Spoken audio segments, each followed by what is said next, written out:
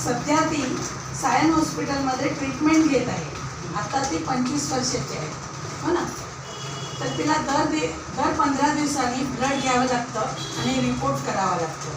सुगंधा भंडारे तिची आई गृहिणी आहे। ती सर्व खर्च सांभाळून हॉस्पिटल करत असते। असे त्यांच्या घरामध्ये 4 जण आहेत, आई, वडील, भाऊ आणि सारा।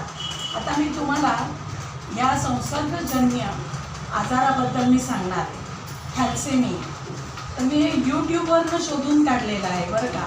मला सुद्धा याची काही एवढी फारशी माहिती नाही, पण मी लिहून काढले। दरवर्षी 8 मे रोजी जगभरामध्ये जागतिक थॅलेसेमिया हा दिन साजरा केला जातो।